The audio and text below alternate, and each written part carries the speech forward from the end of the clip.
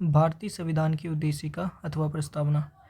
तो 42वें संविधान संशोधन 1976 द्वारा संशोधित ये उद्देशिका निम्नलिखित प्रकार है। तो हम देखते हैं, हम भारत के लोग भारत को एक संपूर्ण प्रभुत्व संपन्न समाजवादी पंथनिरपेक्ष लोकतंत्रात्मक गणराज्य बनाने के लिए तथा उसके समस्त नागरिकों को सामाजिक, आर्थिक और राजनैतिक न्याय, विचार, अभिव्यक्ति, विश्वास, धर्म और उपासना की स्वतंत्रता, प्रतिष्ठा और अवसर की समता प्राप्त करने के लिए तथा उन सब में व्यक्ति की गरिमा और राष्ट्र की एकता, अखंडता को सुनिश्चित करने वाली बंधुता बनाने के लिए दृढ़ संकल्प हो के अपने इस संविधान सभा में आज तारीख 26 नवंबर 1949 ईस्वी मिति मार्ग शीर्ष शुक्ल सप्तमी, ठीक है, और संवत 2006 विक्रमी को एतद द्वारा संविधान को अंगीकृत, अधिनियमित और आत्मसमर्पित करते हैं। मेनली जो है भारतीय संविधान में प्रस्तावना का जो विचार आया है वो अमेरिका से, और इसकी जो भाषा है वो ऑस्ट्रेलिया के संविधान से लिया गया है। प्रस्तावना को संविधान की कुंजी कहते हैं। ये कानूनी तौर पे संविधान का भाग नहीं है।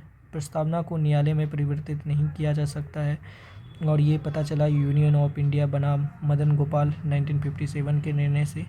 फिर इसके बाद बेरूवाड़ी यूनियनवाद 1960 में भी कुछ आया, जो कि बोला कि विधिक निर्वाचन में मेनली ये सहायता करता है। फिर बेरूवाड़ीवाद में ही पता चला कि सर्वोच्च न्यायालय के केशव चंद्र भारती बनाम केरल राज्यवाद, जो कि 1973 में था, उसने कहा कि संसद इसमें संशोधन कर सकती है। फिर केशव चंद्र भारती वाद में ही सर्वोच्च न्यायालय ने मूल ढांचा का सिद्धांत दिया, और प्रस्तावना को क्या माना गया, तो संविधान का मूल ढांचा माना गया।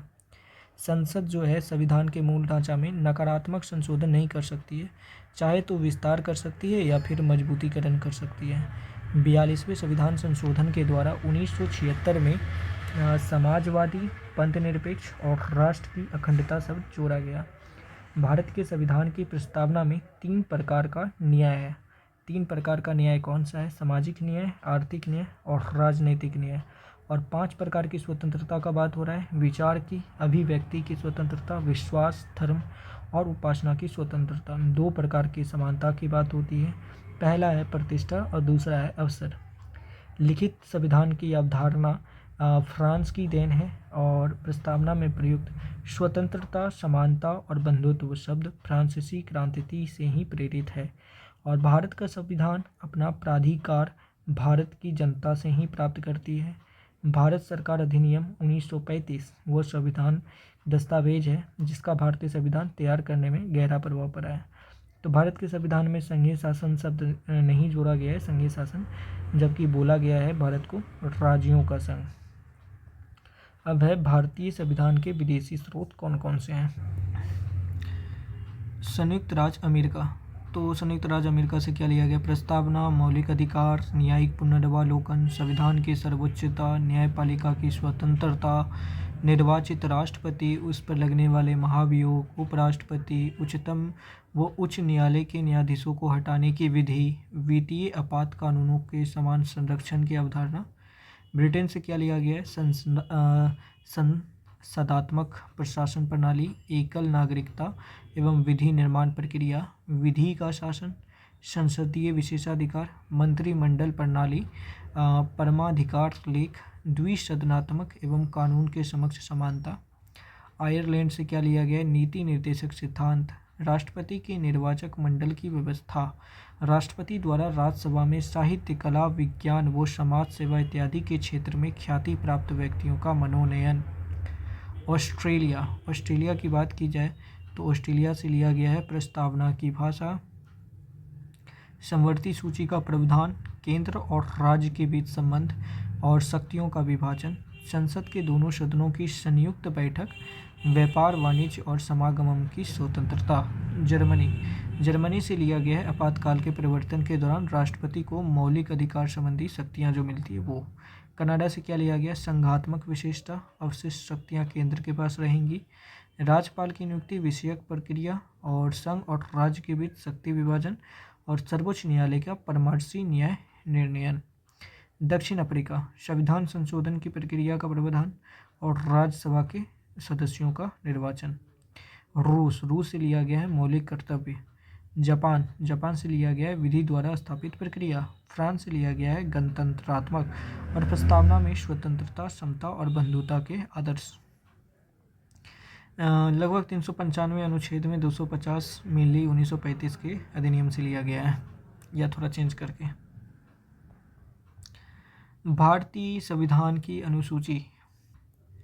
प्रथम अनुसूची में क्या है कि भारत के 28 राज्य और संघ शासित 8 क्षेत्रों का उल्लेख शामिल है। भारत के 69वें संशोधन के द्वारा दिल्ली को राष्ट्रीय राजधानी का क्षेत्र का दर्जा दिया गया है। और द्वितीय अनुसूची में क्या है, पदाधिकारी का वेतन वेतन के बारे में बताता है। पदाधिकारी होता कौन है, राष्ट्रपति, राज्यपाल, लोकसभा के अध्यक्ष, उपाध्यक्ष, राज्यसभा के सभापति, उपसभापति, विधानसभा के अध्यक्ष, उपाध्यक्ष, विधान परिषद के सभापति एवं सभापति, उच्चतम न्यायालय तथा उच्च न्यायालयों के न्यायाधीशों तथा भारत के नियंत्रक महालेखा परीक्षक आदि। तो हो गया। और वेतन के अलावा भत्ते और पेंशन का भी उल्लेख है। तृतीय अनुसूची में मेनली उन लोगों के शपथ का उल्लेख है। चौथी अनुसूची में राज्यसभा में प्रतिनिधित्व के बारे में है। पाँचवीं अनुसूची में अनुसूचित क्षेत्रों तथा अनुसूचित जनजाति के प्रशासन और नियंत्रण के बारे में है। छठी अनुसूची में असम, मेघालय, त्रिपुरा और मिजोरम के राज्यों के जनजाति क्षेत्रों के प्रशासन के बारे में है। सातवीं अनुसूची में शक्तियों के बंटवारे के बारे में है, जो कि संघ, राज्य और समवर्ती सूची में बटा हुआ है। संघ सूची में पहले 97 विषय थे, अब 100 विषय हैं। राज्य सूची में पहले 66 विषय थे, अब 61 विषय हैं। समवर्ती सूची में भी पहले 47 विषय थे, अब 52 विषय हैं। और इसके अंतर्गत आने वाला है दीवानी, फौजदारी, कानून एवं प्रक्रिया, विवाह, तलाक, शिक्षा, आर्थिक नियोजन, बिजली, समाचार पत्र और श्रमिक संघ वन आदि। 8वीं अनुसूची की बात की जाए तो ये भाषा से रिलेटेड है। अभी टोटल 22 भाषाओं को दर्जा दिया गया है राष्ट्रीय भाषा का। और मूल रूप से टोटल 8वीं अनुसूची में 14 भाषाएं थीं। 1967 में 21वां संशोधन जोड़ा और सिंधी को ऐड किया गया। और 1992 में 71वां संविधान संशोधन जोड़ के कोंकणी, मणिपुरी तथा नेपाली को जोड़ा गया। 2003 ईस्वी में 92वां संशोधन किया, उसमें मैथिली, संताली, डोगरी और बोडो को जोड़ दिया। फिर आते हैं 9वीं अनुसूची, जो कि 1951 के द्वारा जोड़ा गया था। और इसमें मेनली बात करता है कि राज्य द्वारा संपत्ति के अधिग्रहण की विधियों के बारे में जिक्र किया था। इसकी न्यायालय में चुनौती नहीं दी जा सकती है, लेकिन 11 जनवरी 2007 ईस्वी को मतलब कि उच्चतम न्यायालय ने फैसला लिया कि अगर मौलिक अधिकार का उल्लंघन कर रहा है तो उच्चतम न्यायालय इसमें हस्तक्षेप कर सकता है। इसमें टोटल 284 अधिनियम है अभी। और 10वीं अनुसूची में मेनली दल बदल के बारे में है, जो कि 52वां संशोधन 1985 ईस्वी के द्वारा जोड़ा गया है। 11वीं अनुसूची 1993, 12वीं अनुसूची भी 1993। 11वीं अनुसूची में मेनली पंचायतीकरण है, जो कि 73वें संविधान संशोधन के द्वारा जोड़ा गया है और उसमें टोटल 29 विषय है।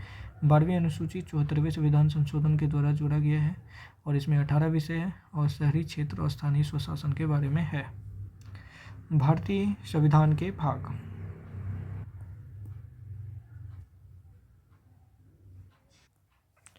भारतीय संविधान के भाग और अनुच्छेद। तो संघ और उसका राज्य क्षेत्र 1 से 4, नागरिकता 5 से 11, मौलिक अधिकार 12 से 35, नीति निर्देशक सिद्धांत 36 से 51 और फिर एक आ जाता है मूल कर्तव्य, जो कि 51 को है। फिर इसके बाद आ जाते हैं संघ में संघ, राज्य और पहली अनुसूची के भाग खोखे राज्य और संघ राज्य क्षेत्र। तो संघ में है 52 से 151 और राज्य में है 152 से 237। पहली अनुसूची भाग खोखे राज्य हैं 238, जो कि निरसित हो गया, तो अब 239 से स्टार्ट होगा। 239 से 42 तक है संघ राज्य क्षेत्र। फिर आ जाते हैं पंचायतें, नगरपालिका, सहकारी समिति और अनुसूचित और जनजातीय क्षेत्र। तो पंचायतों में है 243 के को से लेकर 9 तक। फिर इसके बाद है नगरपालिका, जिसमें है 243 का ही तो से लेकर योछो तक। फिर इसके बाद है सहकारी समिति नोखो का, जिसमें 243 का योजो से लेकर योनो तक है। और फिर अनुसूचित और जनजातीय क्षेत्र में 244 अब एक्स्ट्रा ऐड हुआ और 244 के हैं। फिर इसके बाद है 245 से 263, यानी कि 18 गो है। तो इसमें क्या है कि संघ और राज्य के बीच संबंध, ठीक है।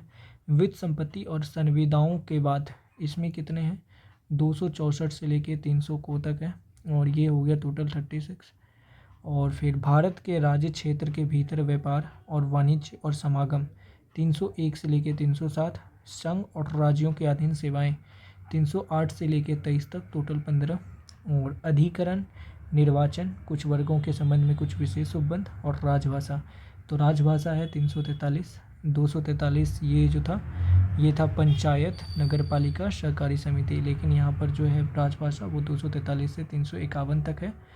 और अधिकरण जो है 323 से लेकर 323 खो तक है। निर्वाचन जो है 324 से 329 तक 5 गो है। और फिर कुछ वर्गों के संबंध में विशेष उपबंध 303 से 30 से 342 यानी कि 12 है। फिर इसके बाद आता है राजभाषा जो कि 343 से 351 है। आपात उपबंध टोटल कितने कानून है? आई थिंक 8 है, 352 से लेकर 360 तक। प्रकीर्ण क्या होता है पता नहीं, लेकिन 361 से लेकर 367 तक है। संविधान संशोधन जो है 368 में है, मेनली एक ही कानून है। अस्थायी, संक्रमणकालीन और विशेष उपबंध जो है 369 से लेकर 392 तक है। आई थिंक टोटल 23 कानून है, इसके आसपास ही होगा। और संक्षिप्त नाम प्रारंभ, हिंदी में प्राधिकृत, प्राष्ट और निरसन ये जो है 339 से लेकर 395 तक है। तो यही है।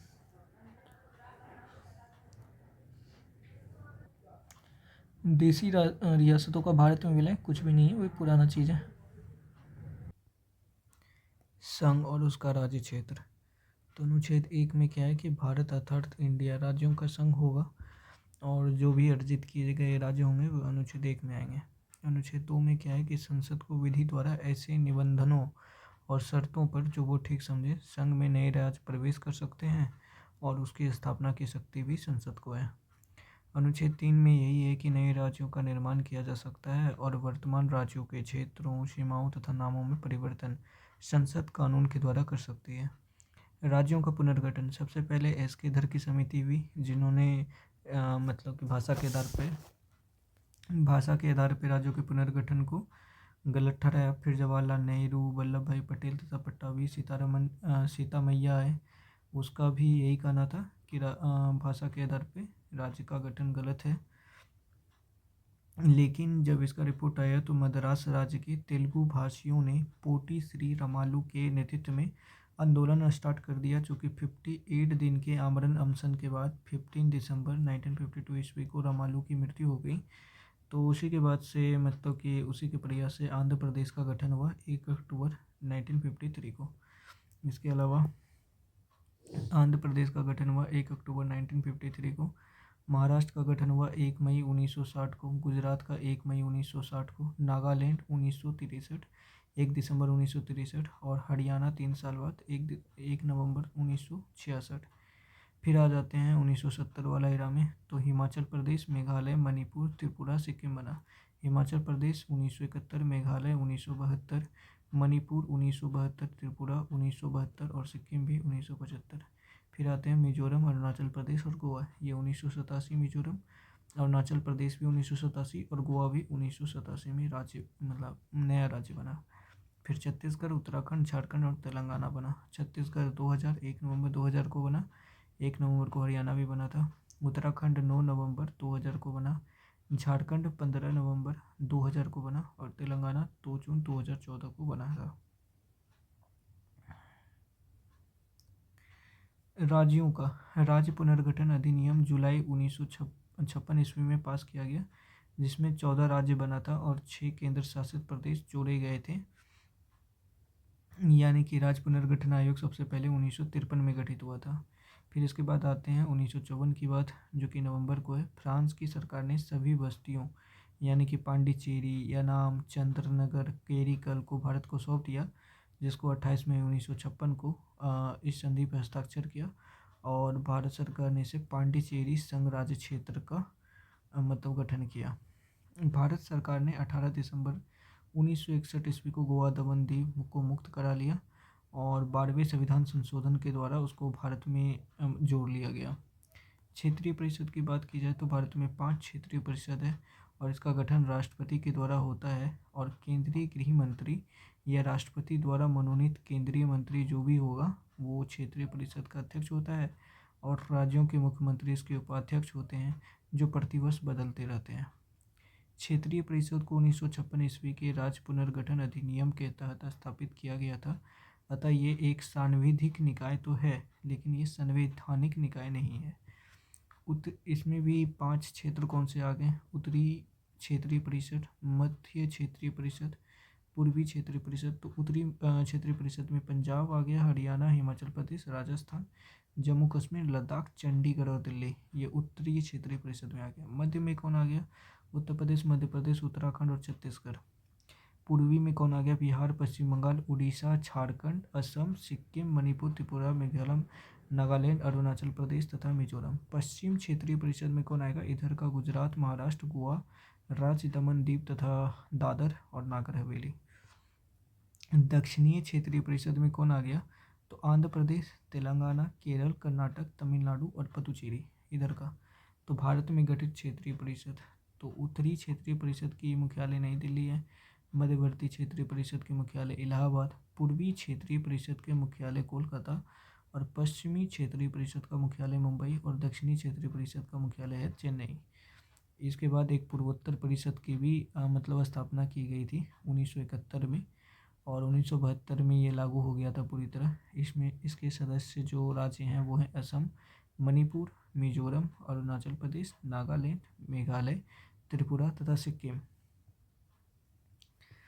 फिर इसके बाद पढ़ने वाले हैं भारतीय नागरिकता भाग 2 अनुच्छेद 5 से 11। भारतीय नागरिकता जो है एकल नागरिकता है, और सबसे पहले जो अधिनियम आया था 1955 में, उसके अनुसार वो व्यक्ति जो जन्म से 26 जनवरी 1950 ईस्वी को या उसके पश्चात भारत में हुआ हो, जिसका जन्म वो हो गया मतलब वो हो गया नागरिक। और दूसरा वंश परंपरा द्वारा नागरिकता। भारत के बाहर अन्य देश में 26 जनवरी 1950 ईस्वी के पश्चात जन्म लेने वाला व्यक्ति का माता पिता अगर कोई भारतीय है तो बच्चा भी भारतीय हो जाएगा। फिर होगा माता की नागरिकता के आधार पर विदेश में जन्म लेने वाले को भी नागरिकता प्राप्त हो जाएगी। ये संशोधन हुआ था 1992 में। देशीकरण द्वारा नागरिकता 5 साल पे मिलता है, बाद में 10 साल हो गया। और पंजीकरण द्वारा मात्र 6 महीना था, वो 5 साल हो गया बाद में, जब 1986 का संशोधन हुआ था। तो प्रार्थना पत्र देने की तिथि के माह से 6 पूर्व भारत में रहा हो वह भारतीय जो अभी राज्य भारत से बाहर किसी देश में निवास कर रहे हो, वे स्त्रियां जो भारतीयों से विवाह कर चुकी है भविष्य में विवाह करेंगी, और राष्ट्रमंडलीय देशों के नागरिक चाहे तो ले सकते हैं। भूमि विस्तार द्वारा भी नागरिकता प्रदान की जाएगी। और फिर भारतीय नागरिकता संशोधन अधिनियम 1986 में अधिनियम 1955 को संशोधित किया गया था, और जिसमें इसके अनुसार ये हुआ कि माता पिता में से एक भारत का नागरिक होना जरूरी है, और पंजीकरण में कम से कम 5 वर्ष पहले भारत में निवास करना होगा। पहले ये अवधि मात्र 6 माह थी। देशीकरण में नागरिकता तभी प्रदान की जाएगी जबकि संबंधित व्यक्ति कम से कम 10 वर्ष भारत में रह चुका हो। पहले ये मात्र 5 वर्ष थी। भारतीय नागरिकता का अंत कैसे किया जा सकता है? परित्याग करके, अन्य देश की नागरिकता स्वीकार करके और नागरिकता छीनने पर। मौलिक अधिकार। तो ये जो मौलिक अधिकार है संयुक्त राज्य अमेरिका से लिया गया है। इसका वर्णन संविधान के भाग 3 में है, जो कि अनुच्छेद 12 से लेकर 35 तक है। भारत का अधिकार पत्र इसको कहा जाता है, यानी कि मैग्ना कार्टा। मैग्ना कार्टा फ्रांसीसी वर्ड है, लेकिन इस्तेमाल किया गया था इंग्लैंड में। मौलिक अधिकारों में संशोधन हो सकता है, और राष्ट्रीय आपातकाल के दौरान 352 में जीवन और व्यक्तिगत स्वतंत्रता के अधिकार को छोड़ के बाकी सारे जो मौलिक अधिकार है उस पर प्रतिघात किया जा सकता है। तो मौलिक अधिकारों की सुरक्षा की बात कर ली जाए तो उच्च न्यायालय से पहली बार सुरक्षा मिल जाता है 226 अनुच्छेद के अंतर्गत, और उच्चतम न्यायालय से भी सुरक्षा मिल जाता है अनुच्छेद 32 के तहत, या व्यक्ति चाहे तो सीधे उच्चतम न्यायालय में भी अपील कर सकता है। मूल संविधान में 7 मौलिक अधिकार थे, लेकिन 44वें संविधान संशोधन द्वारा, जो कि 1978 में हुआ था, संपत्ति के अधिकार को, जो कि अनुच्छेद 31 वो 19(1)(f) का भाग था, उसको 12 के 300 को के अंतर्गत एक कानूनी अधिकार के रूप में रखा गया है। 1931 ईस्वी में कराची अधिवेशन हुआ था, जिसमें अध्यक्ष सरदार वल्लभ भाई पटेल थे, ने कांग्रेस ने घोषणा पत्र में मूल अधिकारों की मांग की थी, और मूल अधिकार का जो प्रारूप तैयार किया था जवाहरलाल नेहरू जी ने किया था। मौलिक अधिकार की बात की जाए तो 6 तरह के मौलिक अधिकार हैं। समता या समानता का अधिकार, स्वतंत्रता का अधिकार, शोषण के विरुद्ध अधिकार, धार्मिक स्वतंत्रता, सांस्कृतिक शिक्षा और संवैधानिक उपचार। तो समता और समानता का अधिकार 14 से 18, स्वतंत्रता का अधिकार 19 से 22, शोषण के विरुद्ध जो अधिकार है 23 से 22, धार्मिक स्वतंत्रता का अधिकार 25 से 28, संस्कृति और शिक्षा का अधिकार 29 से 30, और संवैधानिक उपचारों का अधिकार 32। क्षमता या समानता का अधिकार क्या है? अनुच्छेद 14 के अंतर्गत विधि के समक्ष समता हो। अनुच्छेद 15 क्या बोलता है? धर्म, नस्ल, जाति, लिंग या जन्म के आधार पर कोई भेदभाव नहीं किया जाना चाहिए। अनुच्छेद 16 यानी कि अवसर की समानता। अनुच्छेद 17 यानी कि छुआछूत का अंत। अनुच्छेद 18 यानी कि उपाधियों का अंत। भारत सरकार जो भारत रत्न देती है, पद्म विभूषण, पद्म भूषण जो भी देती है, अनुच्छेद 18 के तहत ही देती है। स्वतंत्रता का अधिकार जो है 19 से 22 तक के कानून है। और अनुच्छेद 19 क्या कहता है कि 7 तरह की स्वतंत्रता दी जाएगी। ठीक है, लेकिन अब ये स्वतंत्रता मात्र 6 है और अनुच्छेद 19 ऐप को हटा दिया गया है 44वां संशोधन 1978 के द्वारा। 6 तरह की स्वतंत्रता कौन है? तो वह है बोलने की स्वतंत्रता, एकत्रित होने की स्वतंत्रता, संघ बनाने की स्वतंत्रता, देश के किसी भी क्षेत्र में आवागमन की स्वतंत्रता, किसी भी क्षेत्र में निवास करने और बसने की स्वतंत्रता और व्यापार और जीविका चलाने की स्वतंत्रता। प्रेस की स्वतंत्रता 19A का विषय है। अनुच्छेद 20 की बात की जाए तो अपराधों के लिए दोष सिद्धि के संबंध में संरक्षण कितनी है?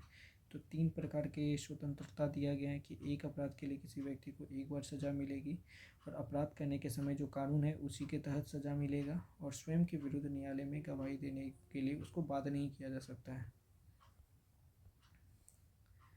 अनुच्छेद 21 में क्या है कि प्राण और दैहिक स्वतंत्रता का संरक्षण है और 21 के अंतर्गत सरकार का यह दायित्व बनता है कि वो नागरिकों को स्वस्थ एवं स्वच्छ पर्यावरण उपलब्ध कराए।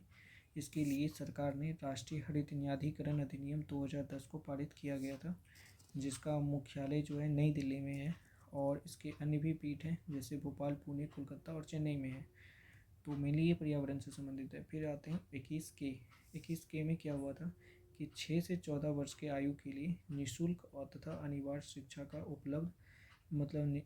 शिक्षा उपलब्ध कराने का जो जिम्मेवारी है वो राज्य सरकार पे सौंपा गया, जो कि अनुच्छेद 86 का 2002 में कुछ था। अनुच्छेद 22 की बात की जाए तो कुछ दशों में गिरफ्तारी तथा निरोध में संरक्षण का प्रावधान है और इसमें भी 3 प्रकार की स्वतंत्रता है कि हिरासत में लेने से पहले बताना होगा क्यों गिरफ्तार किया गया, 24 घंटे के अंदर उसको दंडाधिकारी के समक्ष पेश करना पड़ेगा आने से आने के समय को छोड़ के, वो चाहे तो वकील का सलाह ले सकता है। निवारक निरोध क्या होता है?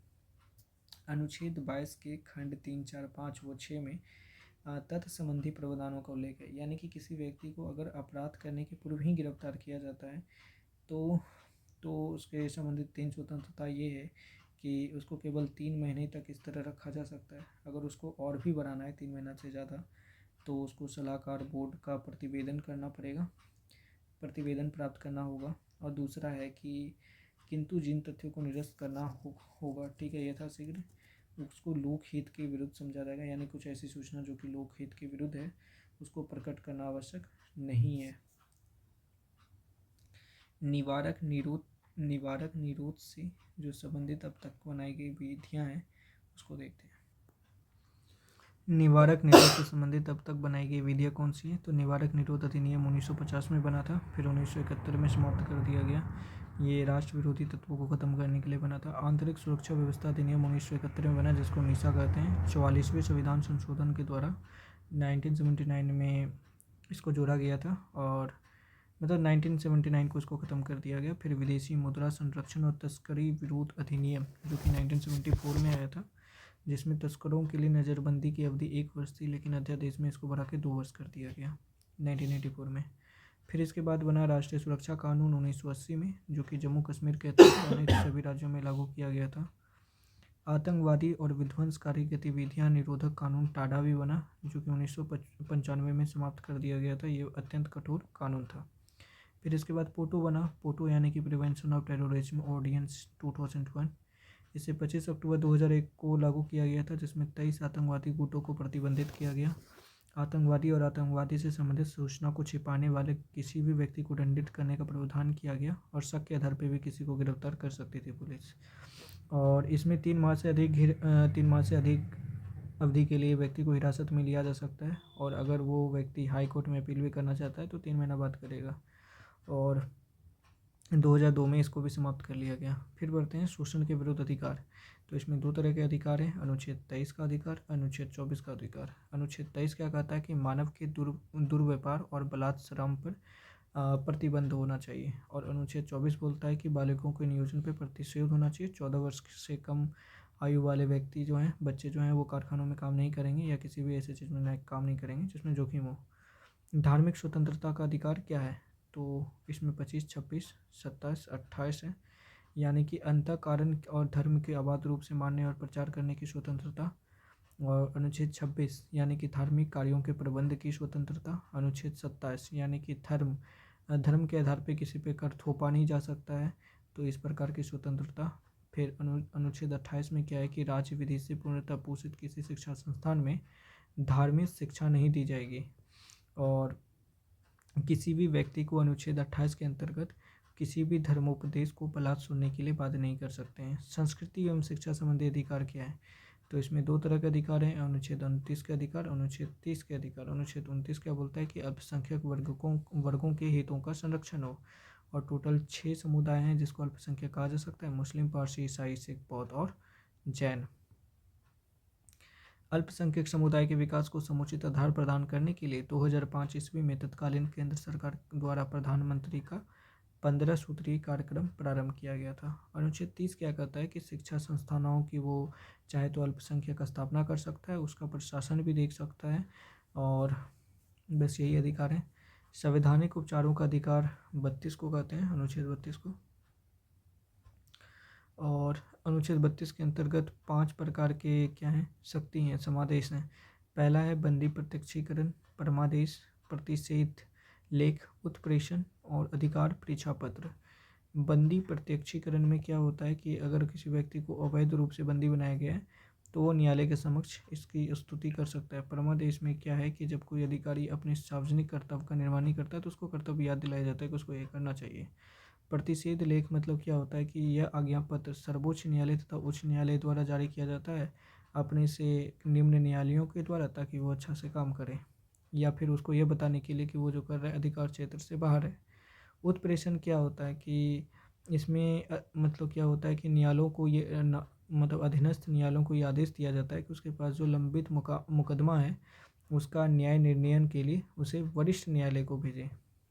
दूसरा बात है कि अधिकार परीक्षा लेख। अधिकार परीक्षा लेख क्या है कि जब कोई व्यक्ति ऐसे पदाधिकारी के रूप में कार्य करने लगता है जो उसके कार्य क्षेत्र के बाहर है, तो न्यायालय उससे पूछता है कि वो किस अधिकार से काम कर रहा है, और इस बात का संतोषजनक उत्तर नहीं देता है तो वो कार्य नहीं कर सकता है। मौलिक अधिकार में संशोधन। गोलकनाथ बनाम पंजाब राज्य 1967 के निर्णय के पूर्व दिए गए निर्णयों में निर्धारित किया गया था कि संविधान के किसी भी भाग में संशोधन किया जा सकता है, जिसमें अनुच्छेद 368 और मूल अधिकार को भी शामिल किया गया था। फिर इसके बाद सर्वोच्च न्यायालय के गोलकनाथ बनाम पंजाब राज्य वाद आया, जिसमें 1966 ईस्वी में ये बोला गया कि मूल अधिकारों में संशोधन नहीं कर सकता है। फिर 24वां संविधान संशोधन 1971 आया, जिसमें अनुच्छेद 13 और 368 में संशोधन किया गया, और ये बोला गया कि अनुच्छेद 368 में भी मूल परिवर्तन किया जा सकता है। अनुच्छेद 368 में दी गई प्रक्रियाओं द्वारा मूल अधिकारों में संशोधन किया जा सकता है। फिर इसके बाद केशवानंद भारती बनाम केरल राज्यवाद आया। इसमें गोलकनाथ का जो भी था निर्णय उसको निरस्त कर दिया गया। फिर इसके बाद 42वां संविधान संशोधन 1976 आया। इसमें क्या हुआ कि अनुच्छेद 368 में खंड 4 और 5 जोड़े गए तथा यह व्यवस्था की गई कि इस प्रकार किए गए न्यायालय में प्रश्नगत नहीं किया जा सकता है। फिर इसके बाद आया मिनर्वा मिल्स बनाम भारतीय संघ 1980। इसमें यह कहा गया है कि न्यायालय इस आधार पर किसी भी संशोधन का पुनर्वालोकन कर सकती है, लेकिन 42वें संविधान संशोधन द्वारा इसको भी खत्म कर लिया गया। वैसे जो मूल अधिकार जो केवल नागरिकों को प्राप्त है, विदेशियों को नहीं प्राप्त है। अनुच्छेद 15 का धर्म, मूल वंश, जाति, लिंग और जन्म स्थान के आधार पर मतलब कि प्रतिषेध नहीं किया जाएगा। अनुच्छेद 16 में क्या है कि लोक नियोजन के विषय पर अवसर की समानता। अनुच्छेद 19 विचार, अभिव्यक्ति और शांतिपूर्ण सम्मेलन की व्यवस्था, संघ बनाने की स्वतंत्रता। अनुच्छेद 29 अल्पसंख्यकों को शिक्षा और संस्कृति संबंधी अधिकार। अनुच्छेद 20 यानी कि धर्म के प्रसार हेतु शिक्षण संस्थानों की स्थापना। भारतीय नागरिकों के साथ साथ विदेशियों को प्राप्त मूल अधिकार कौन कौन से हैं, जैसे कि अनुच्छेद 14 का विधि के समक्ष समता और विधियों का सम्मान। फिर अनुच्छेद 20 इसमें है कि अपराधों के लिए दोष सिद्धि। अनुच्छेद 21 प्राण और दैहिक स्वतंत्रता अनुच्छेद 21 को, प्रारंभिक शिक्षा का अधिकार अनुच्छेद 22 कुछ मामलों में हिरासत और नज़रबंदी से संरक्षण अनुच्छेद 23 यानी कि बलात्श्रम और अवैध मानव व्यापार के विरुद्ध प्रतिषेध अनुच्छेद 24 कारखानों आदि में बच्चों के नियोजन का प्रतिषेध अनुच्छेद 25 यानी कि धर्म के अभिवृद्धि के प्रयास करने की स्वतंत्रता अनुच्छेद 26 धार्मिक संस्थाओं के संचालन की स्वतंत्रता अनुच्छेद 27 धर्म को किसी भी धर्म को प्रोत्साहित करने की स्वतंत्रता करने हेतु कर से छूट दिया जा सकता है अनुच्छेद 28 कुछ विशिष्ट संस्थानों में धार्मिक आदेशों को जारी करने की स्वतंत्रता। राज्य की नीति निर्देशक सिद्धांत की बात की जाए तो ये भाग 4 का है और इसमें अनुच्छेद 36 से लेकर 51 तक दिया गया है। इसका प्रेरणा आयरलैंड से आया था और B.R. अम्बेडकर राव ने इसको क्या कहा है, एक अनूठी विशेषता कहा है। और इसका उद्देश्य यही है कि कल्याणकारी राज्य की स्थापना की जाए। भारत सरकार अधिनियम 1935 में जो अंतर्विष्ट था अनुदेश प्रपत्र को ही भाई बाद में राज्य के नीति निर्देशक तत्वों के रूप में समाविष्ट किया गया है। अब देख लेते हैं राज्य के नीति निर्देशक सिद्धांत निम्न है। जैसे अनुच्छेद 38 की बात की जाए तो ये राज्य लोक कल्याण की अभिवृद्धि के लिए सामाजिक व्यवस्था बनाएगा जिसमें नागरिकों को सामाजिक, आर्थिक और राजनीतिक न्याय मिलेगी। अनुच्छेद 38 इसके बारे में है। अनुच्छेद 39 में क्या है कि इसमें आर्थिक न्याय प्राप्त करने का अधिकार है। फिर अनुच्छेद 39 को भी है, 39 खो भी है और 39 गो भी है, 39 खो भी है, 39 अणु है, 39 चो है। तो 39 को की बात की जाए तो ये पुरुष स्त्री को किसी भी जीविका से प्राप्त पर्याप्त साधन प्राप्त करने का अधिकार है। 39 खो में क्या लिखा है कि समुदाय की भौतिक संपदा अथवा स्वामित्व अथवा नियंत्रण इस प्रकार बटा हो कि सामूहिक हितों का सर्वोत्तम साधन बन सके और इस खंड के अधीन उद्देश्यों की पूर्ति करने के लिए राज्य उत्पादन के साधनों का राष्ट्रीयकरण भी सरकार कर सकती है। 39 गो के अंतर्गत धन और उत्पादन के साधन का सर्वसाधारण के हित के लिए केंद्रण ना हो और धन का समान वितरण हो। ये 39 गो का भाग है। 39 घो में क्या है कि पुरुषों और स्त्रियों को समान कार्य के लिए समान वेतन मिले। अनुच्छेद 39 का अणु क्या है कि कर्मकारों के स्वास्थ्य और शक्ति तथा बालकों की सुकुमार अवस्था का दुरुपयोग ना हो और आर्थिक आवश्यकता से विवश होकर नागरिकों को ऐसे रोजगार में न जाना पड़े जो उसकी आयु और शक्ति के अनुकूल ना हो।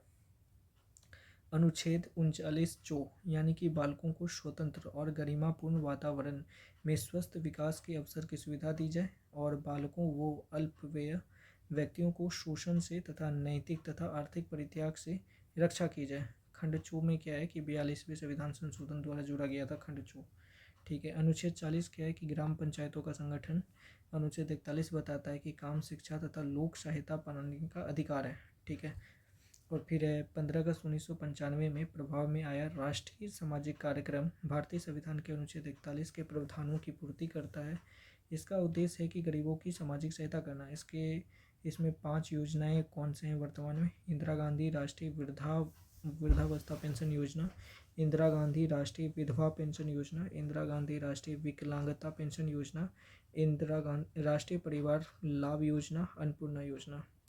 फिर आते हैं अनुच्छेद 42 में। तो इसमें क्या है कि काम की न्याय संगत और मानवोचित दशाओं का तथा प्रसूति सहायता का उपबंध। अनुच्छेद 43 में क्या है कि कर्मकारों के लिए निर्वाचन, मजदूरी और कुटीर उद्योग का प्रोत्साहन। अनुच्छेद 44 में क्या है, इम्पोर्टेंट है, नागरिकों के लिए एक समान सिविल संहिता। अनुच्छेद 44। अनुच्छेद 46 में क्या है कि अनुसूचित जातियों और अनुसूचित जनजातियों अन्य जो दुर्बल वर्ग हैं उसके लिए शिक्षा और अर्थ संबंधी हितों का अभिवृद्धि हो। 47 में क्या है कि पोषाहार स्तर और जीवन स्तर को ऊंचा करने के लिए भाई उस राज्य प्रयास करे। 48 में कृषि और पशुपालन है। 48 को में पर्यावरण संरक्षण है, संवर्धन है।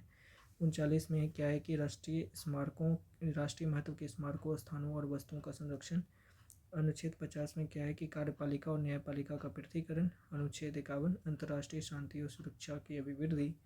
अनुच्छेद 350 को यानी कि प्राथमिक स्तर पर मातृभाषा में शिक्षा देना। और अनुच्छेद 351 में हिंदी को प्रोत्साहन देना है। राज्य का जो नीति निर्देशक तत्व एक ऐसा चेक है जो बैंक की सुविधा अनुसार अदा की जाएगी। यह कथन केटी साका था। तो नीति निर्देशक सिद्धांत क्या है कि राजनीतिक मान्यता है, मौलिक अधिकार को कानूनी मान्यता है। नीति निर्देशक सिद्धांत जो है अधिकारों को बढ़ाता है राज्य सरकार के। जबकि मौलिक अधिकार क्या करता है, सरकार के महत्व को घटाता है। जो मौलिक अधिकार है नागरिकों को स्वतः प्राप्त हो जाता है और नीति निर्देशक सिद्धांत के लिए उसको लागू करना पड़ता है।